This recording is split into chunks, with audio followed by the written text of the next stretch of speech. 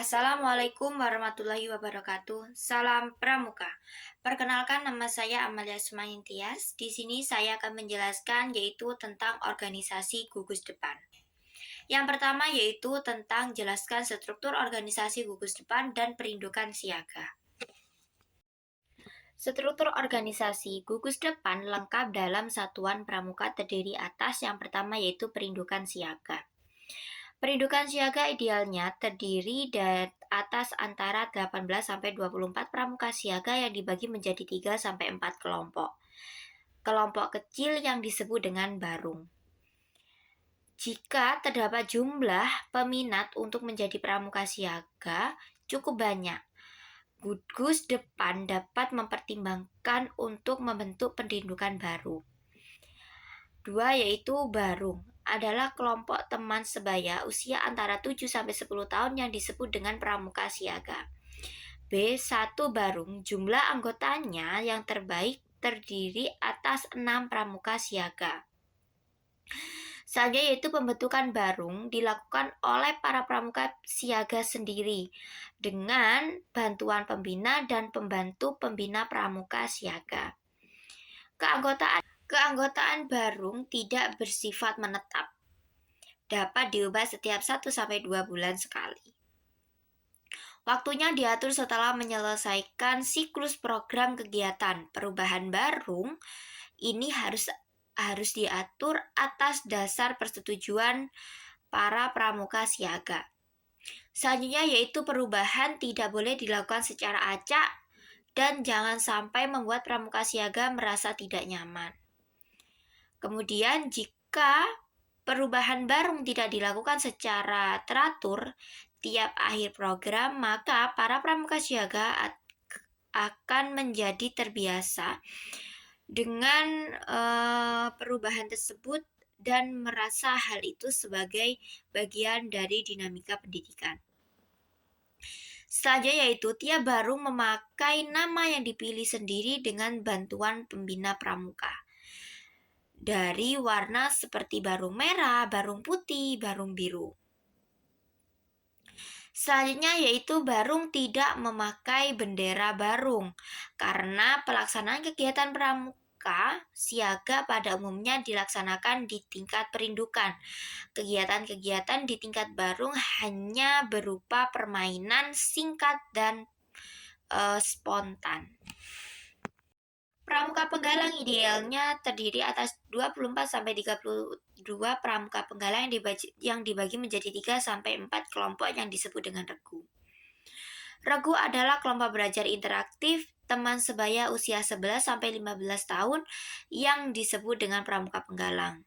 Satu regu jumlah anggota yang terbaik adalah 6 sampai 8 pramuka penggalang. Pembentukan regu dilakukan oleh para pramuka penggalang sendiri. Pembina dan pembantu pramuka pembina tidak ikut menanganinya, kecuali bila diperlukan dalam ikut membantu. Keanggotaan regu bersifat tetap dan mempunyai keterikatan yang sangat kuat. Setiap regu memiliki nama yang dipilih sendiri oleh anggotanya seperti regu putra menggunakan nama binatang dan regu putri menggunakan nama bunga atau tumbuh-tumbuhan. Nama regu merupakan identitas regu dan mengandung kiasan dasar yang memotivasi kehidupan regu. Setiap regu memiliki bendera regu yang bergambar sesuai dengan nama regu dan menjadi ciri khas yang menandai regu tersebut. Bendera regu dipasang oleh pemimpin regu dengan tongkat setinggi 160 cm dengan ukuran bendera 25 cm dikali dengan 35 cm. Contoh seperti regu singa, regu mawar, regu anggrek, regu burung garuda, kemudian regu badak dan lain sebagainya. Sistem kelompok dalam golongan pramuka penggalang diwujudkan dalam sistem beregu yang merupakan unsur metode kepramukaan yang sangat penting karena merupakan proses metode kepramukaan untuk golongan pramuka penggalang. Selanjutnya yaitu ambalan penegak. Ambalan penegak idealnya terdiri atas 12 sampai 32 pramuka penegak yang dibagi menjadi 3 sampai 4 kelompok yang disebut dengan sanggah.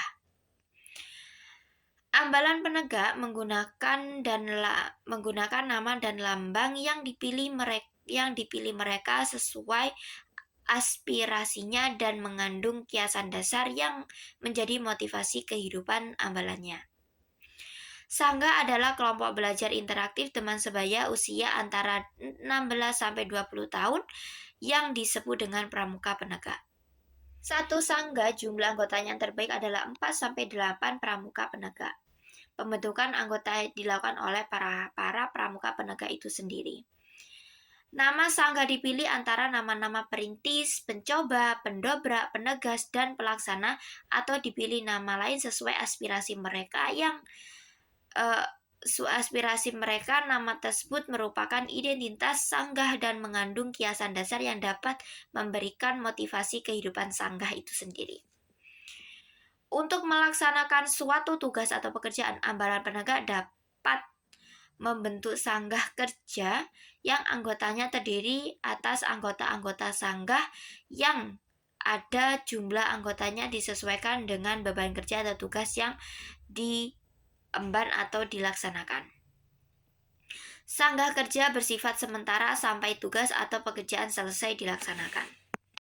Yang selanjutnya yaitu rencana pandega. Rencana pandega terdiri atas paling banyak 30 pramuka pandega tidak dibagi dalam kelompok kecil. Untuk mengerjakan suatu pekerjaan atau tugas, racana pandega dapat membentuk kelompok yang disebut dengan sanggah kerja. Anggota terdiri atas anggota racana yang sifatnya sementara sampai tugas yang diemban selesai. Selanjutnya yaitu racana pandega menggunakan nama yang dipilih mereka sesuai aspirasinya dan mengandung kiasan dasar yang menjadi motivasi kehidupan racana. Yang selanjutnya yaitu tim pembina satuan. Tim pembina satuan siaga diangkat tim pembina siaga yang terdiri atas satu orang pembina siaga dibantu oleh 3 orang pembantu pembina siaga. Tim pembina pasukan penggalang diangkat oleh tim pembina penggalang yang terdiri atas 1 orang pembina penggalang dibantu oleh 3 orang pembantu pembina penggalang. Selanjutnya yaitu tim pembina ambalan penegak disingkat tim pembina penegak yang terdiri atas 1 orang pembina penegak yang dipilih oleh majelis penegak dibantu 1 atau 2 orang pembantu pembina penegak. Selanjutnya itu racana pandega. Racana pandega dibina oleh seorang pembina pandega dan bila perlu dapat dibantu oleh 1 orang pembantu pembina pandega atau lebih sebagai konsultan dan narasumber ahli yang memiliki keahlian, kepedulian dan dipilih oleh majelis pandega.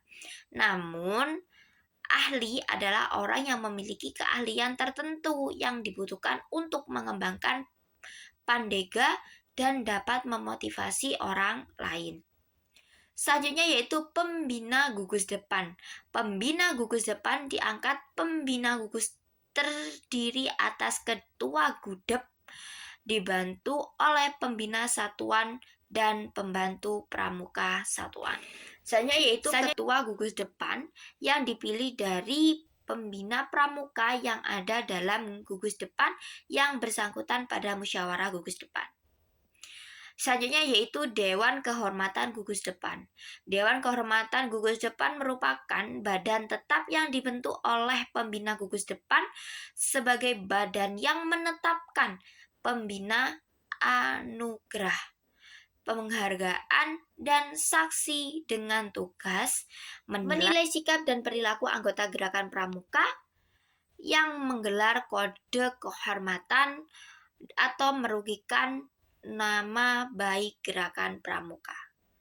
Menilai sikap, perilaku, dan jasa seorang untuk mendapatkan anugerah penghargaan berupa tanda jasa. Dan Dewan Kehormatan beranggotakan 5 orang yang terdiri atas unsur sebagai berikut. Yang pertama yaitu anggota majelis pembimbing gugus depan, ketua gugus depan, 2 orang pembina satuan, dewan penegak atau dewan pandega apabila diperlukan. Susunan Dewan Kehormatan Gugus Depan sebagai berikut. Yang pertama yaitu Ketua Dewan Kehormatan adalah Ketua Gudep, Wakil Ketua, Sekretaris, dan 2 orang anggota. Yaitu Badan Pemeriksa Keuangan Gugus Depan. Badan Pemeriksa Keuangan Gugus Depan adalah badan independen yang dibentuk musyawarah gugus depan dan bertanggung jawab kepada musyawarah gugus depan. Susunan Badan Pemeriksa Keuangan Gugus Depan terdiri atas ketua, wakil ketua, sekretaris, dan beberapa orang anggota.